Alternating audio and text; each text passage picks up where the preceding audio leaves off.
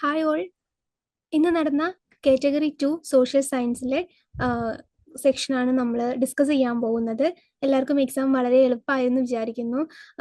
Review വരുമ്പം നമുക്ക് മനസ്സിലാവുന്നുണ്ട്. സോഷ്യൽ സയൻസിനെ സംബന്ധിച്ചിടത്തോളം വളരെ സിമ്പിളായിരുന്നു. ഓക്കെ, അപ്പം ഇന്ന് നമ്മൾ നോക്കാൻ പോകുന്നത് സോഷ്യൽ സയൻസിൽ ചോദിച്ചിട്ടുള്ള ക്വസ്റ്റ്യൻസും അതിൻ്റെ ആൻസേഴ്സും ആണ്. അപ്പം എഡ്ഫിലിനെ സംബന്ധിച്ചിടത്തോളം വളരെ സന്തോഷമുള്ള ഒരു ദിവസമാണ് ഇന്ന്. നമ്മൾ ക്ലാസ്സിൽ ഡിസ്കസ് ചെയ്തിട്ടുള്ള അതുപോലെ തന്നെ നമ്മുടെ മോക്ക് ടെസ്റ്റുകൾ നമ്മൾ 10ഓളം മോക്ക് ടെസ്റ്റുകൾ നടത്തിയിട്ടുണ്ടായിരുന്നു. Category 2ന്റെ same പാറ്റേണിലായിരുന്നു. ഓരോ സെക്ഷനിലും മാക്സിമം ക്വസ്റ്റ്യൻസ് ഇൻക്ലൂഡ് ചെയ്തിട്ട് നമ്മൾ എക്സാം നടത്തിയിട്ടുണ്ടായിരുന്നു. മോക്ക് ടെസ്റ്റ് അറ്റൻഡ് ചെയ്തവർക്ക് ഇന്നത്തെ എക്സാം വളരെ എളുപ്പമായിരിക്കും.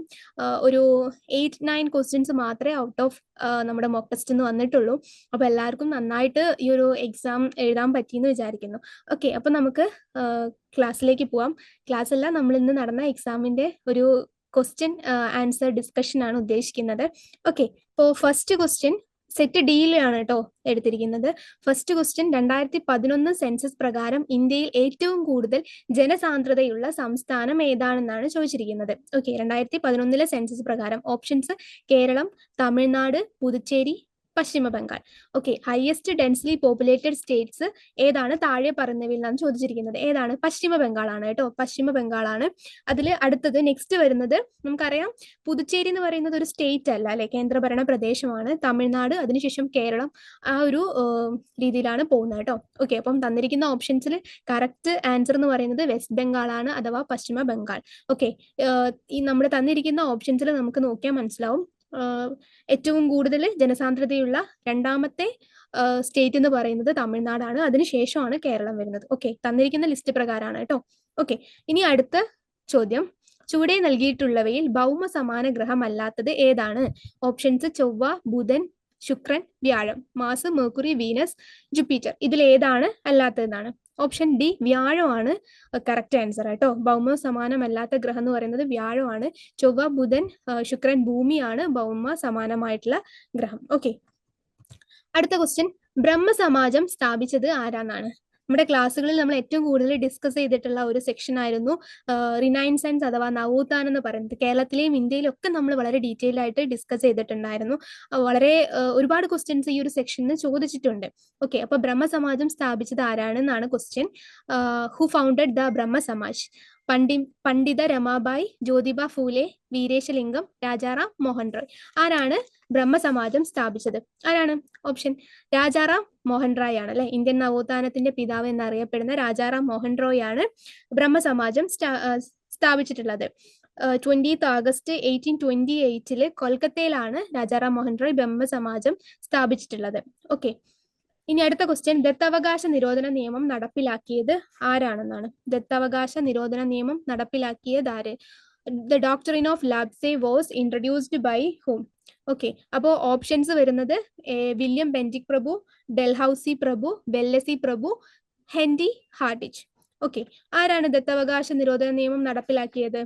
ലോർഡ് ഡെൽഹൌസി ആണ് അല്ലെ, അല്ലെങ്കിൽ ഡെൽഹൌസി പ്രഭു ആണ് ദത്താവകാശ നിരോധന നിയമം നടപ്പിലാക്കിയത്. ഓക്കെ, ഈസ്റ്റ് ഇന്ത്യ കമ്പനിയുടെ ഒരു പ്രധാനപ്പെട്ട നിയമമായിരുന്നു ഇത് അല്ലെ. 1858 വരെ എന്ത് ചെയ്തിട്ടുണ്ട്? ഈ ഒരു നിയമം നിലനിന്നിട്ടുണ്ട് കേട്ടോ. പിന്നെ ഈ ഒരു ദത്തവകാശ നിരോധന നിയമം അബോളിഷ് ചെയ്തത് ലോർഡ് കാനിങ് ആണ് കേട്ടോ, ലോർഡ് കാനിങ് ആണ്. ഇനി അടുത്ത ക്വസ്റ്റ്യൻ: മഹാസ്നാനഘട്ടം സ്ഥിതി ചെയ്യുന്നത് എവിടെയാണ്? ലോത്തൽ, മൊഹൻജദാരോ, ഹാരപ്പ, ബനവാലി. ഓക്കെ, അപ്പം സിന്ധു നദീതട സംസ്കാരത്തിന്റെ ഭാഗമായിട്ടുള്ള സ്ഥലങ്ങളാണ് തന്നിട്ടുള്ളത്. Great bath is situated in Lothal, Mohenjodaro, Harappa, Banawali. നമ്മൾ ക്ലാസ്സിൽ ഡിസ്കസ് ചെയ്തിട്ടുള്ള ഒരു സെക്ഷൻ ആണ്. ഓപ്ഷൻസ് നോക്കിയാൽ തന്നെ നിങ്ങൾക്ക് കറക്റ്റ് ആയിട്ട് ക്ലിക്ക് ചെയ്യാൻ പറ്റും. മോഹൻജാദാരോ ആണ് അല്ലെ, മോഹൻജാദാരോ ആണ് കേട്ടോ കറക്റ്റ് ആയിട്ടുള്ള ആൻസർ. ഓക്കെ, ഈ ഒരു മോഹൻജാദാരോ എന്ന് പറയുന്നത് എന്താണ്? വളരെ സ്ട്രക്ചേഴ്സിനൊക്കെ ഭയങ്കര ഇമ്പോർട്ടൻസ് കൊടുക്കുന്ന അല്ലെ. ഒരുപാട് നമുക്ക് അവിടെ നിന്നും ഖനനങ്ങളും സിന്ധു നദീതട സംസ്കാരത്തെ കുറിച്ചൊക്കെ തെളിവുകൾ ലഭിച്ചിട്ടുള്ള ഒരു സ്ഥലമാണ്. ഓക്കെ, അപ്പോൾ ഒരു 3rd മില്ലേനിയം BC-യിലാണ് നമ്മൾ ഈ ഒരു മോഹൻജാദാരോ എന്ന് പറഞ്ഞിട്ടുള്ള അതിൽ മഹാസ്നാനഘട്ടം സ്ഥിതി ചെയ്യുന്നുണ്ടായിരുന്നത്. ഓക്കെ, അപ്പോൾ ആൻസർ വരുന്നത് മോഹൻജാദാരോ ആണ്. ഇനി അടുത്ത ക്വസ്റ്റ്യൻ: രണ്ടാം പഞ്ചവത്സര പദ്ധതി ഊന്നൽ നൽകിയത് ഏതിലാണ്? Second 5-year plan gave emphasise to കാർഷിക മേഖല, വ്യവസായിക മേഖല, സേവന മേഖല, ഇവയൊന്നുമല്ല. ഏതാണ്? ഓപ്ഷൻസ് നോക്കുന്ന സമയത്ത് അഗ്രികൾച്ചർ സെക്ടർ ഉണ്ട്, ഇൻഡസ്ട്രിയൽ സെക്ടർ ഉണ്ട്, സർവീസ് സെക്ടർ ഉണ്ട്. സോ ഇതിന്റെ ആൻസർ വരുന്നത് വ്യാവസായിക മേഖലയാണ് കേട്ടോ. വ്യാവസായിക മേഖലയാണ് മഹൽനോബിസ് മോഡൽ എന്നറിയപ്പെടുന്ന ഒരു പഞ്ചവത്സര പദ്ധതിയാണ് അല്ലെ, രണ്ടാം പഞ്ചവത്സര പദ്ധതി എന്ന് പറയുന്നത്. ഓക്കെ, അപ്പോൾ സെക്കൻഡ് ആൻസർ സെക്കൻഡ് ഓപ്ഷൻ ആണ്. എല്ലാവരും കറക്റ്റ് ആക്കി എന്ന് വിചാരിക്കുന്നു. 1956 to 61 ആണ് നമ്മുടെ സെക്കൻഡ് 5 year പ്ലാനിന്റെ കാലഘട്ടം എന്ന് പറയുന്നത്. ഈ ഒരു ക്വസ്റ്റ്യൻ എല്ലാവരും ക്ലിയർ ആക്കിയിട്ടുണ്ടായിരിക്കും. കാരണം പഞ്ചവത്സര പദ്ധതി നമ്മൾ വളരെ ഡീറ്റെയിൽഡ് ആയിട്ട് പഠിച്ചതാണ്. ഇതിലെ മോക്ക് ടെസ്റ്റിൽ എല്ലാ പഞ്ചവത്സര പദ്ധതിനെ കുറിച്ചിട്ടും ക്വസ്റ്റ്യൻസ് ഇൻക്ലൂഡ് ചെയ്തിട്ട് നമ്മൾ പഠിച്ചതാണ്. ഓക്കെ, ഇനി അടുത്ത ക്വസ്റ്റ്യൻ. സ്വാതന്ത്ര്യം എന്റെ ജന്മാവകാശമാണ്, അത് ഞാൻ നേടുക തന്നെ ചെയ്യും എന്ന പ്രസ്താവന ആരുടേതാണ്? Option A Annie Besant, option B Dadabhai Naoroji, option C Balagangadhara Tilak, option D Firoz Shah Mehta.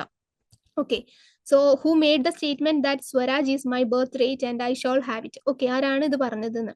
ആരാണ്?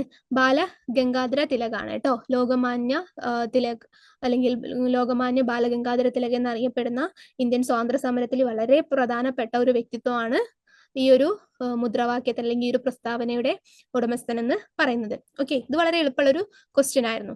അടുത്തത്, ചുവടെ നൽകിയിട്ടുള്ളവയിൽ ഋതുക്കൾക്ക് കാരണമല്ലാത്തത് ഏത്? ഋതുക്കൾക്കും അതുപോലെ തന്നെ ദിനരാത്രങ്ങൾക്കും കാരണമായിട്ടുള്ളത് എന്തൊക്കെയാണെന്ന് നമ്മൾ ക്ലിയർ ആയിട്ട് പഠിച്ചതാണ്. ഓപ്ഷൻ എ ഭ്രമണം, ഓപ്ഷൻ ബി പരിക്രമണം, ഓപ്ഷൻ സി ഭൂമിയുടെ അച്ചുതണ്ടിന്റെ ചരിവ്, ഓപ്ഷൻ ഡി ഭൂമിയുടെ അച്ചുതണ്ടിന്റെ സമാന്തരത.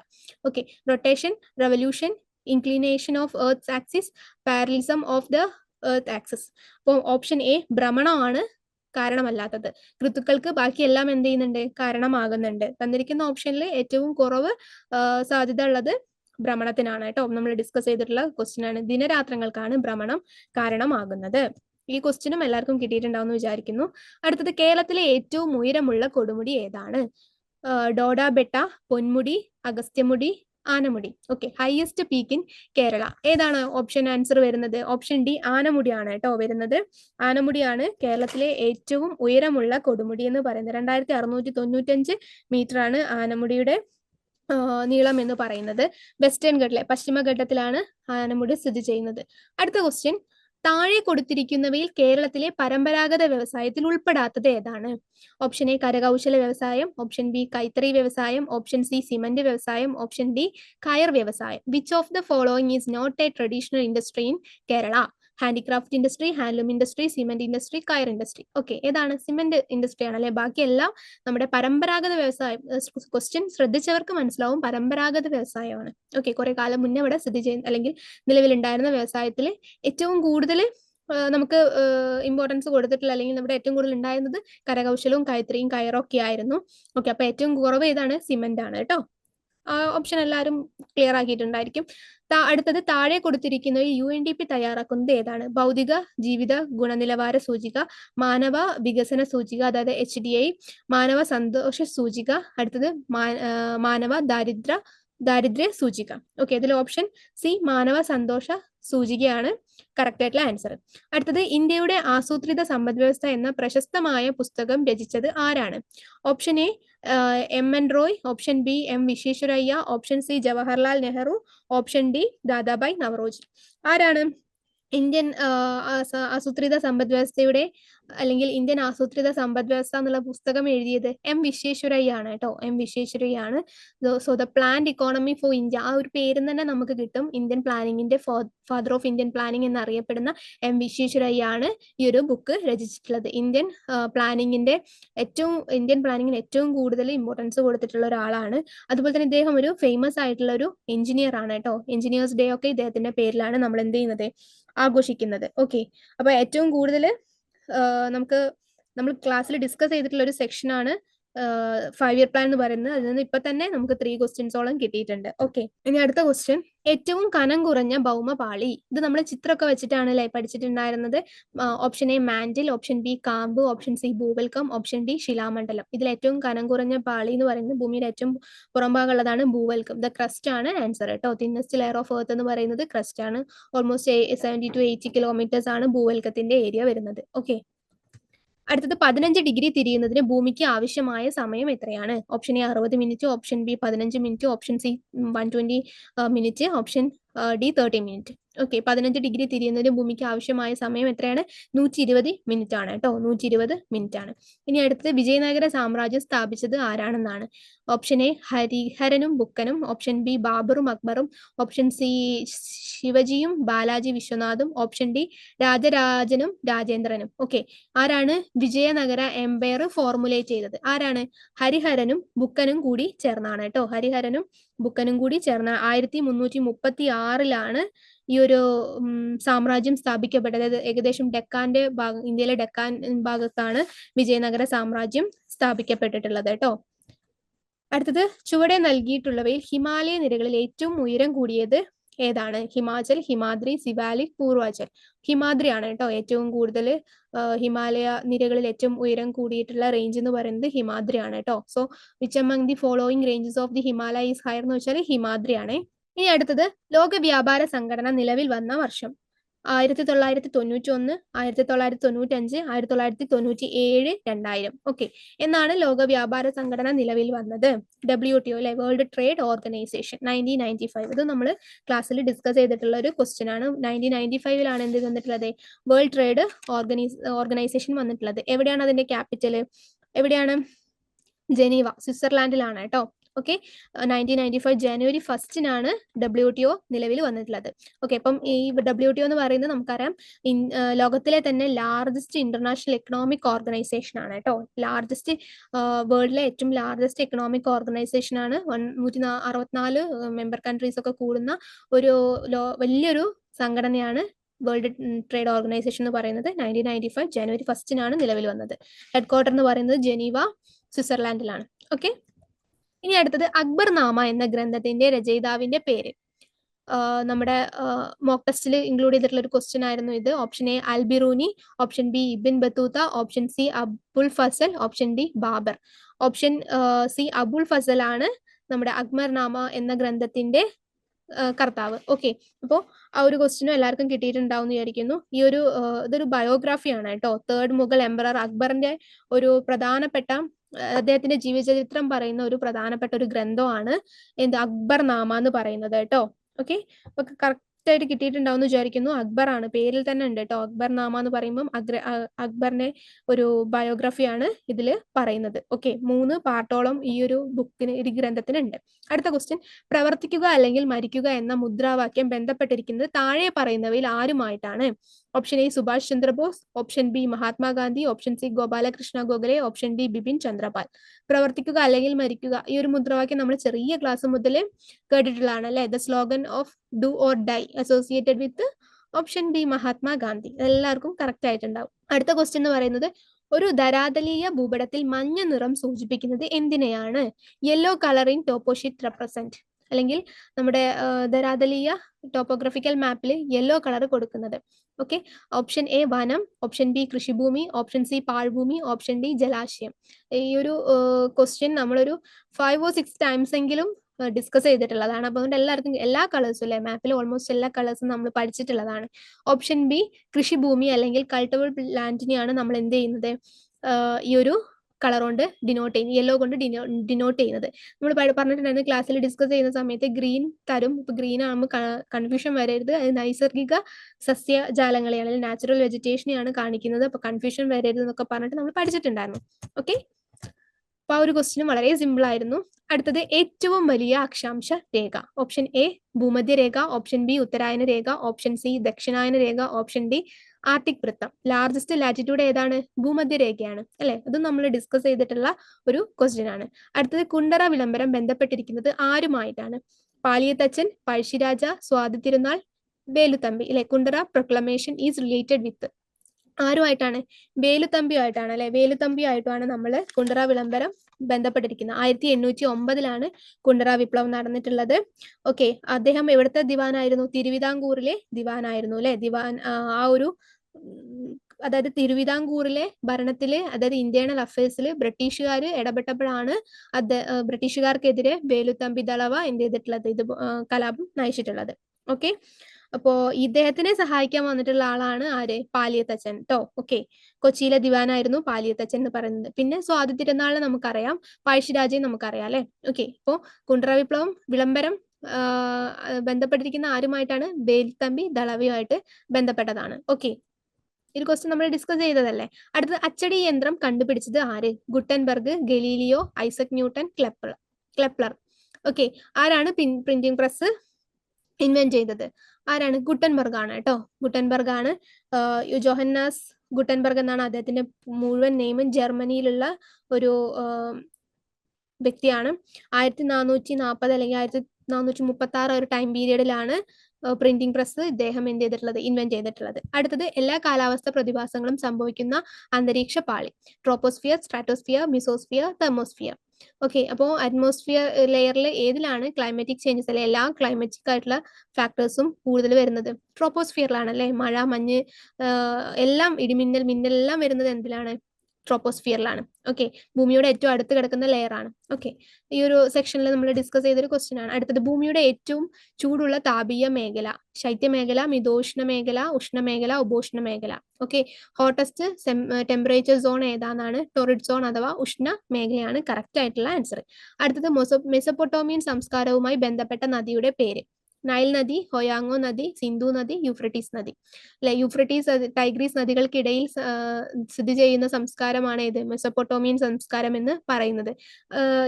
ഇത് സെയിം നമ്മൾ ക്വസ്റ്റ്യൻ ഡിസ്കസ് ചെയ്തിട്ടുണ്ട്. രണ്ട് നദികൾക്കിടയിൽ സ്ഥിതി ചെയ്യുന്ന അല്ലെങ്കിൽ നിലനിന്നിരുന്ന സംസ്കാരം ഏതാണ്? മെസോപ്പൊട്ടോമിയൻ സംസ്കാരമാണ്. ഓക്കെ, അപ്പൊ ആ ഒരു ആൻസറും നിങ്ങൾക്ക് കിട്ടിയിട്ടുണ്ടാവുമെന്ന് വിചാരിക്കുന്നു. അടുത്ത ക്വസ്റ്റ്യൻ, വാസ്കോഡ ഗാമ കാപ്പാട് കപ്പൽ ഇറങ്ങിയ വർഷം 1498 അല്ലെ. നമ്മൾ കുറെ ഡിസ്കസ് ചെയ്ത് പഠിച്ചിട്ടില്ലെങ്കിൽ ഏറ്റവും കൂടുതൽ നമുക്ക് അറിയാവുന്ന ഒരു ക്വസ്റ്റ്യൻ എനിക്ക് തോന്നുന്നു ഇതായിരിക്കുന്നതാണ്. 1500, 1490, 1498, 1510. ഇതിൽ കറക്റ്റ് ആൻസർ എന്നാണ്? 1498 കേട്ടോ. Okay, cape of good hope എന്ന് പറഞ്ഞുള്ള കപ്പലിലാണ് അദ്ദേഹം എത്തിയത്. പോർച്ചുഗീസ് നാവികനായിട്ടുള്ള ആളായിരുന്നു വാസ്കോഡ ഗാമ എന്ന് പറയുന്നത്. കോഴിക്കോടാണ് കാപ്പാട് എന്ന് പറയുന്ന സ്ഥലം. കാപ്പാട് അദ്ദേഹം കപ്പലിറങ്ങി 3 തവണ അദ്ദേഹം എന്ത് ചെയ്തിട്ടുണ്ട്? ഇവിടെ വന്ന് പോയിട്ടുണ്ട്. 1524 വാസ്കോഡ ഗാമ അന്തരിക്കുന്നത്. അതിന് മുൻപ് 3 തവണ അദ്ദേഹം എന്ത് ചെയ്തിട്ടുണ്ട്? കേരളത്തിൽ വന്ന് പോയിട്ടുണ്ട്. ഓക്കെ, പോർച്ചുഗീസ് നാവികനാണ്. പോർച്ചുഗീസിലെ ലിസ്ബൺ എന്ന് പറഞ്ഞ സ്ഥലത്ത് നിന്നാണ് കേട്ടോ അദ്ദേഹം യാത്ര തുടങ്ങിയത്. ഓക്കെ, അപ്പൊ ഈ ആൻസറും നിങ്ങൾക്ക് കിട്ടിയിട്ടുണ്ടായിരിക്കും. അടുത്തത്, കേരളത്തിലെ തെക്ക് പടിഞ്ഞാറൻ മൺസൂൺ മഴ ഏത് തരമാണ്? ഡിസ്കസ് ചെയ്തിട്ടുള്ള തന്നെ ഒരു ക്വസ്റ്റ്യൻ ആണ്. ശൈലവൃഷ്ടി, ചക്രവാത വൃഷ്ടി, സംവഹന വൃഷ്ടി, തീരദേശ വൃഷ്ടി. ആൻസർ ഏതാണ്? ഓറോഗ്രാഫിക് റെയിൻഫോൾ അഥവാ ശൈലവൃഷ്ടിയാണ് കറക്റ്റ് ആയിട്ടുള്ള ആൻസർ. അടുത്തത്, വംശനാശ ഭീഷണി നേരിടുന്ന ജീവികളുടെ വിവരങ്ങൾ കാണിക്കുന്നതിനായി IUCN തയ്യാറാക്കുന്ന പട്ടിക. Green list, black list, red list, yellow list. ഏതാണ് ആൻസർ? റെഡ് ലിസ്റ്റ് ആണ് കേട്ടോ. അടുത്തത്, മൊണോലിസ എന്ന ഇത് ബന്ധപ്പെട്ടിരിക്കുന്നത് എന്തുമായിട്ടാണ്? Option A, Leonardo da Vinci, Raphael, Michelangelo, Erasmus. So the Mona Lisa is related with, ഏതാണ് answer? Correct option A, Leonardo da Vinci ആണ് കേട്ടോ. ലിയാനോ ഡാവിഞ്ചി ആണ് ഈ ഒരു മൊണാലിസ എന്ന് പറയുന്ന പെയിന്റിങ്. ഒരു ഓയിൽ പെയിന്റിംഗ് ആണ് അല്ലെ. വളരെ വേൾഡ് ഫേമസ് ആയിട്ടുള്ള ഒരു ഓൾഡ് പെയിന്റിംഗ് ആണ്. 1503 ഈ ഒരു ചിത്രം വരയ്ക്കപ്പെട്ടിട്ടുള്ളത്. ഓക്കെ, ഒരു ഹാഫ് ലെങ്ത് ഉള്ള ഒരു പോർട്രേറ്റ് ആണ് മൊണാലിസ എന്ന് പറയുന്നത്. അദ്ദേഹം ഒരു ഇറ്റാലിയൻ ആർട്ടിസ്റ്റ് ആണ് കേട്ടോ. ലിയാനോ ഡാവിഞ്ചി എന്ന് പറയുന്നത് ഒരു ഇറ്റാലിയൻ ആർട്ടിസ്റ്റ് ആണ്. അതുപോലെ തന്നെ ഒരു ഇറ്റാലിയൻ റിനൈസൻസിനെ കാണിക്കുന്ന, അല്ലെങ്കിൽ ഇറ്റാലിയൻ നവോത്ഥാനത്തിനെ കാണിക്കുന്ന ഒരു ചിത്രമാണ് മൊണാലിസ എന്ന് പറയുന്നത്. അടുത്തത്, ബ്ലെൻഡഡ് ലേണിംഗ് ഉൾപ്പെടുന്ന മേഖല. ഓപ്ഷൻ എ, ഓൺലൈൻ പഠനം. ഓപ്ഷൻ ബി, ഓഫ്ലൈൻ പഠനം. ഓപ്ഷൻ സി, കൈറ്റ് വിക്ടേഴ്സ് ക്ലാസുകൾ. ഓപ്ഷൻ ഡി, മേൽ പറഞ്ഞവയെല്ലാം. ഓക്കെ, ബ്ലെൻഡഡ് ലേണിംഗ് ആയിട്ട് ബന്ധപ്പെട്ടത്. ബ്ലെൻഡഡ് എന്ന് പറയുമ്പോൾ തന്നെ നമുക്കറിയാം സമ്മിശ്ര പഠനം. ഓക്കെ, അപ്പോൾ ഈ മുകളിൽ കൊടുത്തിരിക്കുന്ന എല്ലാ ഓപ്ഷൻസും അതിൽ വരും. ഓക്കെ, നമ്മൾ ക്ലാസ് റൂമിൽ നമ്മൾ വിവിധ ടെക്നിക്കൽ ടൂൾസ് യൂസ് ചെയ്തിട്ട് പഠിക്കുന്ന ലേണിങ്ങിനെയാണ് ബ്ലെൻഡഡ് ലേണിംഗ് എന്ന് പറയുന്നത്. സോ ഓപ്ഷൻ ഡി ആണ് കേട്ടോ ആൻസർ. അടുത്തത്, ത്രിമാന മാതൃകയ്ക്ക് ഉദാഹരണം. Option A, atlas. Option B, ധരാതലീയ ഭൂപടം. Option C, globe. Option D, marble software. Okay, option C, globe ആണ് കേട്ടോ കറക്റ്റ് ആയിട്ടുള്ള ആൻസർ. അടുത്തത്, സാമൂഹ്യ ശാസ്ത്ര പദപ്രശ്നം തയ്യാറാക്കൽ കുട്ടിയുടെ ഏത് തരം ബുദ്ധിയോടാണ് ബന്ധപ്പെട്ടിരിക്കുന്നത്? പ്രകൃതിപരമായ ബുദ്ധി, യുക്തിപരമായ ബുദ്ധി, സംഗീതപരമായ ബുദ്ധി, സ്ഥലപരമായ ബുദ്ധി. ഓക്കെ, സോ സോഷ്യൽ സയൻസ് ആണ് അല്ലെ. അതായത് students preparation of crossword is related to which type of intelligence. അപ്പോൾ ക്രോസ് വേർഡ് എന്ന് പറയുന്നത് നമ്മൾ കൂടുതൽ എന്താണ്? നമ്മുടെ ഇന്റലിജന്റ് അല്ലെ, ലോജിക്കൽ ഇന്റലിജൻസുമായിട്ടാണ് ബന്ധപ്പെട്ടിരിക്കുന്നത്. ഓക്കെ, അടുത്തത് വിമർശനാത്മക. ഈ ഒരു ക്വസ്റ്റ്യൻ 63th ക്വസ്റ്റ്യൻ എല്ലാവർക്കും എളുപ്പമായിരിക്കും, കാരണം നമ്മളൊന്ന് ജസ്റ്റ് ഒന്ന് തിങ്ക് ചെയ്താൽ നമുക്ക് കിട്ടാവുന്നതേ ഉള്ളൂ. അടുത്തത് വിമർശനാത്മക ബോധനം പ്രാധാന്യം നൽകുന്നത് ഏതിനാണ്? Critical pedagogy. വളരെ ഇമ്പോർട്ടൻ്റ് ആയിട്ട് നമ്മൾ നോക്കിയിട്ടുള്ള ഒരു സെക്ഷനാണ് ക്രിട്ടിക്കൽ പെഡഗോജി. അത് ഇമ്പോർട്ടൻ്റ് കൊടുക്കുന്നത് എന്തിനാണെന്ന്, കുട്ടികളുടെ അനുഭവങ്ങൾക്കും കാഴ്ചപ്പാടുകൾക്കും അധ്യാപകന്റെ ഇടപെടലുകൾക്ക്, കുട്ടികൾക്ക് കിട്ടുന്ന ഉപദേശങ്ങൾക്ക് അധ്യാപകന്റെ നേതൃപരമായ പങ്കിന്. Okay, learners experience and outlooks, teachers interventions, the advice given to the students, the leadership role of teachers. ഏതാണ് ആൻസർ വരുന്നത്? ഓപ്ഷൻ എ ആണ് കേട്ടോ. കുട്ടികളുടെ അനുഭവങ്ങളും അതുപോലെ തന്നെ കാഴ്ചപ്പാടുകളുമാണ് വിമർശനാത്മക ബോധനം നമുക്ക് കൂട്ടുന്നത്. ഓക്കെ, നമുക്ക് കിട്ടുന്ന, അതായത് നമ്മൾ പഠിക്കുന്ന നമ്മുടെ കാഴ്ചപ്പാടുകളും അനുഭവങ്ങളും ഒക്കെ ആയിട്ടാണ് നമ്മൾ എന്ത് ചെയ്യുന്നത്, ഒരു കാര്യത്തോട് വിമർശനാത്മകമായിട്ട് ഇടപെടുന്നത്. ഓക്കെ, അടുത്തത് കുട്ടികളുടെ വ്യക്തിഗതവും സാമൂഹ്യ പ്രസക്തവുമായ വിവരങ്ങൾ ഉൾപ്പെടുത്താൻ നിർദ്ദേശിച്ചിട്ടുള്ള portal. The portal intended to record the personally and socially relevant information of students. സമഗ്ര, സഹിതം, സമ്പൂർണ്ണ, സമേതം. സമ്പൂർണ്ണയാണ് കറക്റ്റ് ആയിട്ട് ആൻസർ. നമ്മുടെ TC, നമ്മുടെ സ്കൂൾ സർട്ടിഫിക്കറ്റ് കാര്യങ്ങളൊക്കെ ശേഖരിച്ച് വെക്കുന്ന ഒരു പോർട്ടലാണ് കേട്ടോ ഇത്. ഓക്കെ, അപ്പൊ അടുത്ത ക്വസ്റ്റ്യൻ. ഇന്ത്യയിലെ തദ്ദേശ സ്വയംഭരണ സ്ഥാപനങ്ങളുടെ പിതാവ് എന്നറിയപ്പെടുന്നത് ആരാണ്? Who is known as the father of local self government in India? Ripon പ്രഭു, മേയോ പ്രഭു, ലിട്ടൻ പ്രഭു, വേവൽ പ്രഭു. ഓക്കെ, ഓപ്ഷൻ എ റിപ്പൺ പ്രഭു ആണ് കറക്റ്റ് ആയിട്ടുള്ള ആൻസർ. ഓക്കെ, റിപ്പൺ പ്രഭു എന്ന് പറയുന്ന സമയത്ത് നമുക്ക് ആദ്യം ഓർമ്മ വരുന്ന ഒരു ബ്രിട്ടീഷ് വൈസ്രോയി ആയിരുന്നു. അദ്ദേഹമാണ് നമ്മുടെ ഇന്ത്യയിൽ ഒരു ഇതുപോലുള്ള ഒരു വികേന്ദ്രീകര ഭരണം അല്ലെങ്കിൽ തദ്ദേശ സ്വയംഭരണ സ്ഥാപനങ്ങൾക്ക് കൂടുതൽ ഇമ്പോർട്ടൻസ് കൊടുക്കണമെന്ന് പറഞ്ഞിട്ടുള്ളത്. ഓക്കെ, അടുത്ത ഓപ്ഷൻ എന്ന് പറയുന്നത് സ്വാഭാവിക സാഹചര്യത്തിൽ പൂർണ്ണതയിൽ എത്തുന്ന തരത്തിൽ നടപ്പിലാക്കപ്പെടുന്ന പ്രശ്നാധിഷ്ഠിത പ്രക്രിയ. A problematic act carried to completion its natural settings. Option A seminar, option B choreography, option C demonstration, option D project. Seminar, choreography, demonstration, project, ഇങ്ങനെയാണ് നമുക്ക് ഓപ്ഷൻസ് കിട്ടിയിട്ടുള്ളത്. അപ്പം ഈ ഒരു ക്വസ്റ്റ്യൻ നമുക്കറിയാം, പ്രശ്നാധിഷ്ഠിത പ്രക്രിയ അല്ലെ. പ്രൊജക്ട് എന്ന് പറയുമ്പോൾ നമുക്ക് ആദ്യം ഒരു പ്രോബ്ലം ഉണ്ടല്ലേ, സ്റ്റേറ്റ്മെന്റ് ഓഫ് പ്രോബ്ലം ആണ് നമ്മൾ ആദ്യം ചെയ്യുന്നത്. പിന്നെ ഹൈപ്പോത്തസിസ് മേക്ക് ചെയ്യും, ആദ്യം പ്രോബ്ലം ഫൈൻഡ് ഔട്ട് ചെയ്യും, പിന്നെ ഒബ്ജക്റ്റീവ് സെറ്റ് ചെയ്യും, പിന്നെ ഹൈപ്പോത്തസിസ് വരും. അങ്ങനെയാണ് നമ്മുടെ ഒരു പ്രൊജക്ടിന്റെ സെക്ഷനിൽ പോകുന്നത്. ഓക്കെ, അപ്പൊ കറക്റ്റ് ആയിട്ടുള്ള ആൻസർ എന്താ വരുന്നത്? പ്രൊജക്റ്റ് ആണ്. അടുത്തത് സാമൂഹ്യ ശാസ്ത്ര പഠനത്തിൽ ആൺകുട്ടികൾ മുന്നിലാണ്. ഈ പ്രസ്താവന ശരിയാണ്, ശരിയാകാം, ജെൻഡർ പക്ഷപാതിത്വപരമാണ്, ബഹുമുഖ ബുദ്ധിയുമായി ബന്ധപ്പെട്ടിരിക്കുന്നു. ക്വസ്റ്റ്യൻ കാണുമ്പോൾ തന്നെ നമുക്ക് മനസ്സിലാവും ജെൻഡർ പക്ഷപാതിത്വപരമാണ് ആൻസർ വരുന്നത്, അല്ലെ ജെൻഡർ ബയാസ്ഡ് ആണ്. ഓക്കെ, ഇത് ഒരിക്കലും ശരിയാകാം അല്ലെങ്കിൽ ശരിയാണെന്ന് നമുക്ക് പറയാൻ പറ്റില്ല. അതുപോലെ തന്നെ നമ്മുടെ ബഹുമുഖ ബുദ്ധിയുമായിട്ടൊന്നും ഇതെന്ത് ചെയ്യുന്നില്ല, ബന്ധപ്പെട്ടിട്ടില്ല. തികച്ചും ജെൻഡറുമായിട്ട് ബന്ധപ്പെട്ടുള്ള ഒരു സ്റ്റേറ്റ്മെന്റ് ആണ്. സോഷ്യൽ സയൻസ് പെഡഗോജി എന്ന് വന്നിട്ടുള്ള ഒരു ക്വസ്റ്റ്യൻ ആണ് കേട്ടോ. എളുപ്പമാണ്, ഏറ്റവും സിമ്പിൾ ആയിട്ടുള്ള ഒരു ക്വസ്റ്റ്യൻ ആണ്. സാമൂഹ്യ ശാസ്ത്രവുമായി ബന്ധപ്പെട്ട ശരിയായ പ്രസ്താവനകൾ ഏതെല്ലാം? സാമൂഹ്യ പ്രശ്നങ്ങൾക്ക് പ്രാധാന്യം നൽകുന്നു, കുട്ടികൾ സ്വയം കണ്ടെത്തി പഠിക്കണം, അധ്യാപകൻ കേന്ദ്രസ്ഥാനത്താണ്, കുട്ടികളെ ആകാംക്ഷപൂർവ്വം വിഷയത്തിലേക്ക് നയിക്കണം. ഇതിലേതാ കറക്റ്റ് ആയിട്ട് ഓപ്ഷൻസ് വരിക? Options: give importance to social issues, student themself discover and learn, teacher should stand in central position, student should be led with curiosity. അപ്പൊ സോഷ്യൽ സയൻസ് എന്ന് പറഞ്ഞാൽ നമുക്കറിയാം ഒരുപാട് കാര്യങ്ങൾ റിലേറ്റ് ചെയ്ത് നമ്മൾ പഠിക്കുന്ന കാര്യമാണ്. ഓരോന്നിൻ്റെ അല്ലെ, ഹിസ്റ്ററി ഉണ്ട്, സോഷ്യോളജി ഉണ്ട്, പൊളിറ്റിക്സ് ഉണ്ട്, ജിയോഗ്രഫി, എല്ലാത്തിനും എന്താ അതിൻ്റെതായ ഇമ്പോർട്ടൻസ് ഉണ്ട്. ഓരോ ഡിഫറെന്റ് ഇൻട്രസ്റ്റുമാണ് നമുക്ക് വേണ്ടത്. ഓക്കെ, അപ്പൊ തീർച്ചയായും നമുക്ക് എന്ത് വേണം? അതിലേക്ക് നമ്മളെ ആകാംക്ഷാപൂർവ്വം വിഷയത്തിലേക്ക് നയിക്കണം അല്ലേ. എന്നാൽ മാത്രമേ നമുക്കത് പഠിച്ചെടുക്കാൻ കുറച്ചുകൂടി എളുപ്പമായിട്ടുണ്ടാവുള്ളൂ. ഡൈനാമിക് ആണ് സോഷ്യൽ സയൻസ് എന്ന് പറയുന്ന ഒരു സബ്ജക്ട്. എന്താണ്? ഡൈനാമിക് ആണ്. ഓക്കെ, അതുപോലെ തന്നെ സാമൂഹ്യ പ്രശ്നങ്ങൾക്ക് കൂടുതൽ പ്രാധാന്യം നൽകുന്നതുമാണ്. ഓക്കെ, അപ്പോൾ ഇതിൽ കറക്റ്റ് ആയിട്ടുള്ള ആൻസർ വരുന്നത് ശരിക്കും കുട്ടികൾ സ്വയം കണ്ടെത്തി പഠിക്കണം എന്നുള്ളതും കറക്റ്റ് ആണ്. അപ്പോൾ ഇതിൽ നമുക്ക് തന്നിരിക്കുന്ന ഓപ്ഷൻസിൽ 1 and 4 ആണ്. അപ്പോൾ അതിൽ ഡി ആണ് കേട്ടോ കറക്റ്റ് ആൻസർ വരുന്നത്, ഡി ആണ്. ഇനി അടുത്തത്, ധ്രുവങ്ങളിലേക്ക് പോകുന്തോറും അക്ഷാംശ വൃത്തങ്ങൾ ചെറുതാവുന്നു എന്ന ആശയം ബോധ്യപ്പെടുത്താൻ ആവശ്യമായ പഠന സഹായി ഏതാണ്? Option A globe, option B atlas, option C ധരാതലീയ ഭൂപടം, ഓപ്ഷൻ ഡി ഏകകേന്ദ്ര വൃത്തങ്ങൾ. Globe, atlas, toposheet, concentric circles. Option A globe ആണ് കറക്റ്റ് ആയിട്ടല്ലേ. നമുക്ക് ഗ്ലോബിൽ കാണാൻ പറ്റും മുകളിലേക്ക് അതിന്റെ പോൾസ് വരച്ചു കഴിഞ്ഞാൽ അതിൽ ചെറിയ അല്ലെ ലോങ്ങിറ്റ്യൂഡ് ലാറ്റിറ്റ്യൂഡ് ഒക്കെ കൃത്യമായിട്ട് നമുക്ക് മനസ്സിലാക്കാം. ഏറ്റവും കൂടുതൽ നമ്മളെ ഹെൽപ്പ് ചെയ്യുന്നത് ഗ്ലോബ് ആണ് കേട്ടോ. കുട്ടികളെ ഗ്രൂപ്പ് തിരിക്കുന്നതുമായി ബന്ധിപ്പിക്കാവുന്ന സമീപനം: ക്രിയാഗവേഷണം, ഏകവ്യക്തി പഠനം, സാമൂഹ്യജ്ഞാന നിർമ്മിതി, അധ്യാപന മാതൃകകൾ. The approach related to group making among students, action research, case study, social constructivism, models of teaching. Option C സാമൂഹ്യ ജ്ഞാന നിർമ്മിതിയാണ് കേട്ടോ.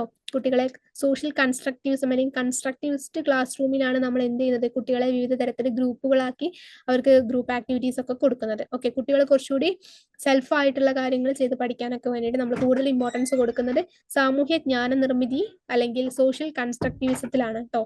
ഓക്കെ, അടുത്ത ക്വസ്റ്റ്യൻ: സുപ്രീം കോടതിക്ക് റിട്ട് അധികാരം നൽകുന്ന അനുച്ഛേദം ഏതാണ്? ഓപ്ഷൻ എ അനുച്ഛേദം 15 അഥവാ article 15, option B article 19, option C article 13, option D article 32. Correct ആയിട്ടുള്ള ആൻസർ ഓപ്ഷൻ ഡി 32, ആർട്ടിക്കിൾ 32 ആണ് കേട്ടോ. ഏതൊക്കെയാ സുപ്രീം കോടതിയുടെ റിട്ടുകൾ ഉണ്ടായിരുന്നത്? സെർഷ്യോറി, കോവാറന്റോ, മാൻഡാമസ്, ഹേബിയസ് കോർപ്പസ്, അങ്ങനെ ഒരുപാട് റിട്ടുകൾ നമ്മൾ എന്ത് ചെയ്തിട്ടുണ്ട്, ഡിസ്കസ് ചെയ്തിട്ടുണ്ട്. അപ്പോൾ ആർട്ടിക്കിൾ 32 പ്രകാരമാണ് കേട്ടോ റിട്ട് വരുന്നത്. ഇന്ത്യൻ പാർലമെന്റിന് എത്ര മണ്ഡലങ്ങൾ ഉണ്ട്? Option A 1, option B 3, option C 2, option D 4. എത്ര? 2 മണ്ഡലങ്ങളാണ് അല്ലെ, ലോകസഭയും രാജ്യസഭയും.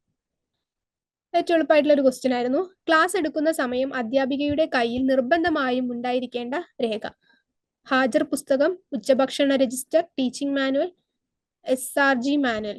Attendance register, noon meal register, teaching manual, SRG manual. Correct answer teaching manual ആണ് കേട്ടോ. ലെസൺ പ്ലാന്, ടീച്ചിങ് ഗൈഡുകൾ, അതുപോലെ തന്നെ കുട്ടികളുടെ ടെക്സ്റ്റ് ബുക്ക് കാര്യങ്ങളൊക്കെ വരുന്നത് ടീച്ചിങ് മാനുവലാണ്. Correct answer option C teaching manual ആണ്. അടുത്ത താഴെ കൊടുത്തിരിക്കുന്നവയിൽ ഇന്ത്യയിലെ ദേശസാൽകൃത ബാങ്ക് അല്ലാത്തത് ഏതാണ്? Option A State Bank of India, option B Canara Bank, option C Bank of Baroda, option D Federal Bank. ഏതാണ് നാഷണലൈസ്ഡ് ബാങ്ക് അല്ലാത്തതെന്ന്? ഓപ്ഷൻ ഡി ഫെഡറൽ ബാങ്ക് ആണ് കേട്ടോ. ഇന്ത്യയിലെ നമുക്കറിയാം നാഷണലൈസ്ഡ് ബാങ്ക് എന്ന് പറഞ്ഞു കഴിഞ്ഞാൽ അതിൽ ഏതൊക്കെ വരുന്നുണ്ട്? സ്റ്റേറ്റ് ബാങ്ക് ഓഫ് ഇന്ത്യ വരുന്നുണ്ട്, പഞ്ചാബ് നാഷണൽ ബാങ്ക് വരുന്നുണ്ട്, കനറ ബാങ്ക് വരുന്നുണ്ട്, ബാങ്ക് ഓഫ് ബറോഡ വരുന്നുണ്ട്, സിന്ധ് ബാങ്ക് വരുന്നുണ്ട്. ഓക്കെ, അപ്പൊ അതിൽ ഓപ്ഷൻ ഡി ഫെഡറൽ ബാങ്ക് ആണ് വരാത്തത്. ഓക്കെ, അപ്പൊ നമുക്ക് ടോട്ടൽ 12 ദേശസാൽകൃത ബാങ്കുകളുണ്ട്. അപ്പൊ ഇതിൽ ഓപ്ഷൻ വരുന്നത് ഫെഡറൽ ബാങ്ക് ആണ് കേട്ടോ. അടുത്തത് ഇന്ത്യൻ ഭരണഘടന തയ്യാറാക്കിയത് ആരാണെന്നാണ്? ആരാണ് ഇന്ത്യൻ ഭരണഘടന തയ്യാറാക്കിയത്? Option A cabinet Mission plan, option B ഭരണഘടനാ നിർമ്മാണ സഭ, ഓപ്ഷൻ സി ഇന്ത്യൻ സ്വാതന്ത്ര്യ നിയമം, ഓപ്ഷൻ ഡി വട്ടമേശ സമ്മേളനം. Constitution of India is framed by ആരാണെന്നാണ്? ക്യാബിനറ്റ് മിഷൻ പ്ലാൻ ആണോ, കോൺസ്റ്റിറ്റ്യൂവന്റ് അസംബ്ലി ആണോ? Correct answer option B Constituent Assembly ആണ് കേട്ടോ. നമ്മുടെ ഭരണഘടനാ നിർമ്മാണ സഭയാണ് ഈ ഒരു നമ്മുടെ ഔട്ട്ലൈൻ ഫുൾ തയ്യാറാക്കിയത്. ഓക്കെ, അപ്പൊ അതില് നിയമനിർദ്ദേശ അല്ലെങ്കിൽ കാര്യങ്ങളൊക്കെ കൊടുത്തത് BN റാവു ആണ്. ഭരണഘടനാ നിർമ്മാണ സമിതിയുടെ കമ്മിറ്റി ചെയർമാൻ എന്ന് പറയുന്നത് ഡോക്ടർ BR അംബേദ്കർ ആണ്. ഓക്കെ, ഇപ്പം ഭരണഘടനയുടെ ശില്പി എന്നറിയപ്പെടുന്നത് ഡോക്ടർ BR അംബേദ്കർ ആണ്. ഇനി ആമുഖത്തിന്റെ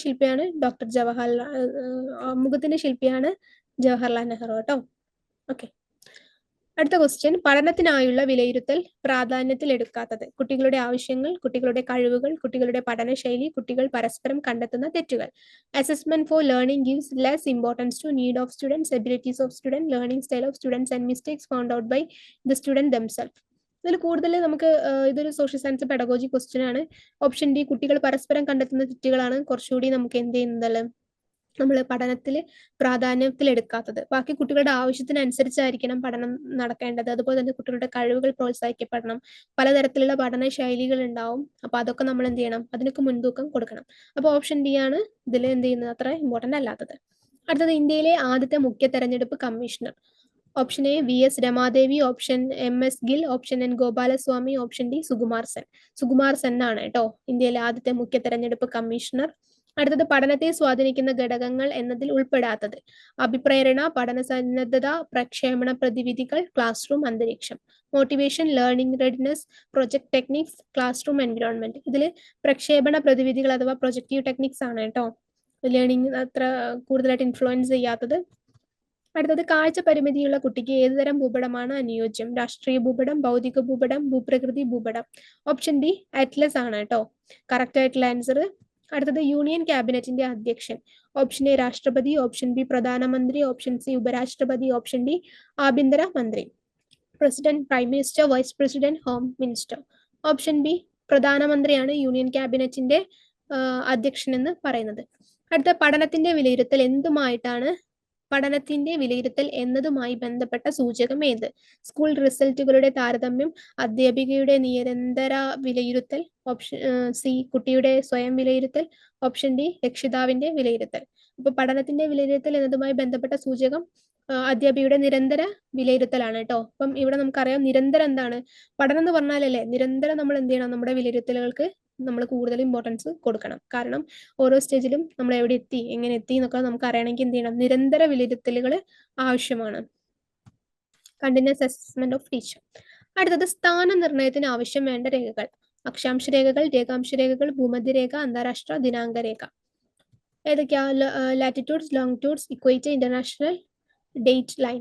ഓപ്ഷൻ എ അക്ഷാംശ രേഖയും രേഖാംശ രേഖയുമാണ് സ്ഥാനനിർണയത്തിന് ആവശ്യം വേണ്ട രേഖകൾ. ഓക്കെ. അടുത്തത് സംസ്ഥാന തലത്തിൽ സ്കൂൾ പാഠപുസ്തകം തയ്യാറാക്കുന്നതുമായി ബന്ധപ്പെട്ട സമിതി. സിമാറ്റ്, കൈറ്റ്, SCERT, സമഗ്ര ശിക്ഷ കേരളം. ഏതാണ്? SCERT ആണല്ലേ. അടുത്തത് the full form of KITE. Kerala infrastructure and technology for education, Kerala information and technology for education, Kerala information and technical education, Kerala infrastructure and technical evaluation. കൈറ്റിന്റെ പൂർണ്ണരൂപം എന്ന് പറയുന്നത് എന്താ? Kerala infrastructure and technology for education ആണ് കേട്ടോ. കറക്റ്റ് ആയിട്ടുള്ള ആൻസർ. അടുത്തത് രാഷ്ട്രമീമാംസയുടെ കേന്ദ്ര സങ്കല്പനം. ഓപ്ഷൻ എ രാഷ്ട്രം, ഓപ്ഷൻ ബി കാര്യനിർവഹണ വിഭാഗം, ഓപ്ഷൻ സി നിയമനിർമ്മാണ വിഭാഗം, ഓപ്ഷൻ ഡി നീതി നിർവഹണ വിഭാഗം. State, executive, legislature, judiciary. State ആണ് കേട്ടോ. പൊളിറ്റിക്സിന്റെ ഏറ്റവും മെയിൻ ആയിട്ട് വരുന്ന കൺസെപ്റ്റ്. കാരണം സ്റ്റേറ്റുമായിട്ട് റിലേറ്റ് ചെയ്തിട്ടുള്ളതാണ് ബാക്കി 3 പില്ലേഴ്സും. Okay.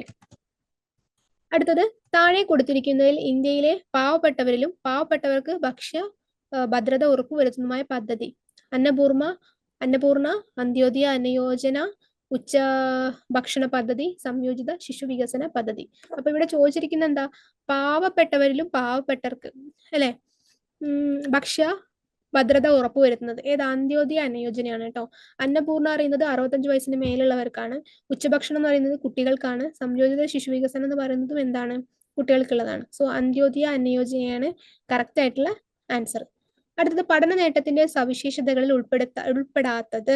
Which one is not considered as the peculiarity of learning outcome. നിരീക്ഷകത്വത്ത്, അളക്കാവുന്നത്, നേടിയെടുക്കാവുന്നത്, ചർച്ച ചെയ്യാവുന്നത്. Observable, measurable, attainable, debatable. ഇതിലേതാ കൂടുതൽ? അളക്കാവുന്നതാണ് അല്ലെങ്കിൽ മെഷറബിൾ ആണ് കേട്ടോ ഏറ്റവും കൂടുതൽ ഉൾപ്പെടാത്ത ഒരു ഘടകം. ബാക്കിയെല്ലാം എന്താണ്? നിരീക്ഷിക്കപ്പെട്ടതും നേടിയെടുക്കാവുന്നതാണ്, ചർച്ച ചെയ്യുന്നതാണ്. ഓക്കെ. അടുത്തത് സമത്വ അവകാശം പ്രതിപാദിക്കുന്ന അനുച്ഛേദം. ഇന്ത്യൻ കോൺസ്റ്റിറ്റ്യൂഷനിലെ ഫണ്ടമെന്റൽ റൈറ്റിൽ വരുന്നതാണല്ലേ റൈറ്റ് ടു ഇക്വാലിറ്റി എന്ന് പറയുന്നത്. അപ്പൊ അത് ഏതാണ്? Article 21, article 19, article 14, article 23. 14 ആണ് കേട്ടോ. ആർട്ടിക്കിൾ 14 ആണ്. അടുത്ത ക്വസ്റ്റ്യൻ, ലാസ്റ്റ് ക്വസ്റ്റ്യൻ. ഫിൻലാൻഡിലെ പോലെ പഠിപ്പിക്കൂ, ടീച്ച് ലൈക്ക് ഫിൻലാൻഡ് എന്ന പുസ്തകം എഴുതിയത് ആരാണ്? Timothy D Walker, Pasi Sahlberg, Lemo D, Raghunathan R. ആരാണ് ഫിൻലാൻഡിനെ പോലെ പഠിപ്പിക്കൂ എന്നുള്ള ബുക്ക് എഴുതിയത്? ആരാണ്? തിമോത്തി ഡി വാക്കർ ആണ് കേട്ടോ. ഓക്കെ. അപ്പം ഏറ്റവും കൂടുതൽ നമ്മുടെ ലോകത്തിലെ തന്നെ HD ഏറ്റവും കൂടുതലുള്ള ഒരു കൺട്രിയാണ് ഫിൻലാൻഡ് എന്ന് പറയുന്നത്. ഓക്കെ. അപ്പൊ ടീച്ച് ലൈക്ക് ഫിൻലാൻഡ് എന്നുള്ള ബുക്ക് എഴുതിയത് ആരാണ്? തിമോത്തി ഡി വാക്കർ ആണ് കേട്ടോ. കറക്റ്റ് ആൻസർ വരുന്നത്. അദ്ദേഹം ഒരു റൈറ്റർ ആണ്, അമേരിക്കൻ ടീച്ചറാണ്, അതുപോലെ തന്നെ സ്പീക്കറും ആണ് കേട്ടോ. ഓക്കെ. അപ്പോൾ ഇത്രയാണ് നമ്മുടെ ഈ ഒരു ടേമിലെ കേട്ടറ്റ് എക്സാമിന് ചോദിച്ചിട്ടുള്ള പ്രധാനപ്പെട്ട ക്വസ്റ്റ്യൻസ്. എല്ലാ ക്വസ്റ്റ്യൻസും നമ്മൾ ഡിസ്കസ് ചെയ്തിട്ടുണ്ട്. വളരെ എളുപ്പമുള്ള ഒരു ക്വസ്റ്റ്യൻ പേപ്പർ ആയിരുന്നു. എനിക്ക് തോന്നുന്നു കഴിഞ്ഞ വർഷത്തേക്കാൾ കൂടുതൽ നിങ്ങൾക്ക് സ്കോർ ചെയ്യാൻ അല്ലെങ്കിൽ കുറച്ചുകൂടി സിമ്പിൾ ആയിട്ടുള്ള ഒരു ക്വസ്റ്റ്യൻ പേപ്പർ ആയിരുന്നു. 92% ക്ലാസ്സിൽ ഡിസ്കസ് ചെയ്ത് മോക്ക് ടെസ്റ്റിൽ ഇൻക്ലൂഡ് ചെയ്തിട്ടുള്ള ക്വസ്റ്റ്യൻസ് ആണ് വന്നിട്ടുള്ളത്. സോ അപ്പോൾ എല്ലാവർക്കും റിസൾട്ട് ഒരു സക്സസ് ആവട്ടെ എന്ന് വിചാരിക്കുന്നു. Okay, thank you.